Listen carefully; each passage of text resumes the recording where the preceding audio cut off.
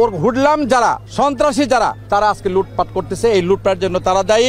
স্থানীয় প্রশাসনের কাছে আবেদন জানাবো, আপনারা এই লুটপাট অবিলম্বে বন্ধ করে যেটুকুই কারখানা অবশিষ্ট আছে সেটুকু রক্ষা করা যায়। আমাদের পক্ষ থেকে রাজনৈতিক কর্মী হিসাবে যতটুকু এটাকে রক্ষা করার জন্য যে উদ্যোগ, যে ব্যবস্থা নেওয়া দরকার সেই সাপোর্ট আমরা দিব।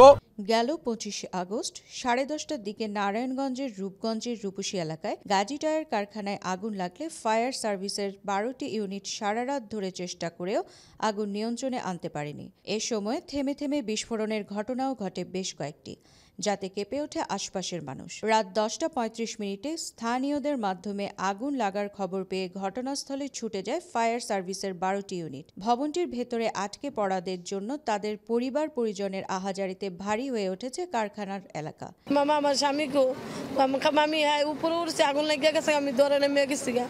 এরপর তো ফোন দেই, মোবাইল বন্ধ, মোবাইল বন্ধ বন্ধ, মোবাইল বন্ধ। এইদিকে আগুনের লেলিহান শিখা বাড়তে থাকে। এতে আশপাশের এলাকায় শিল্প কারখানা ও বাড়িঘরের লোকজনের মাঝে চরম আতঙ্ক ছড়িয়ে পড়ে। সদস্য ধরা পড়ার পরে কিছু লোকজন আসে ভাঙচুরে লিপ্ত হয়, তারপরে কিছু পক্ষ আসে আবার লুটপাটে লিপ্ত হয়। তখন এই লুটপাটের পক্ষ থেকে দুই পক্ষ হয়। দুই পক্ষ হওয়ার পরে একজনে শুধু মাল নিয়ে উপর থেকে নামায়, আরেক পক্ষ লুট করে নিয়ে যায়। তখন এই পক্ষ থেকে নিচতলায় আগুন। ফায়ার সার্ভিসের লোকজনের সঙ্গে নারায়ণগঞ্জ ইন্ডাস্ট্রিয়াল পুলিশও কাজ করছে।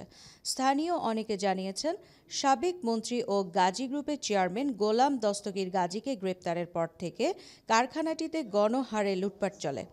আগুন লাগার সময়ও লুট করতে গিয়ে বেশ কয়েকজন ভেতরে আটকা পড়েছেন বলেও দাবি করেন। ফুলবাড়িয়া ফায়ার সার্ভিসের পরিচালক রেজাউল করিম বলেন, আগুন নিয়ন্ত্রণে ফায়ার সার্ভিসের 12টি ইউনিট কাজ করছে। ভেতরেই প্রবেশ করতে পারছি না। এটা টায়ার এবং রাবারের আগুন, অনেক দাহ্য পদার্থ এটা, সেহেতু আমাদের নির্বাপন করতে একটু সময় লাগছে।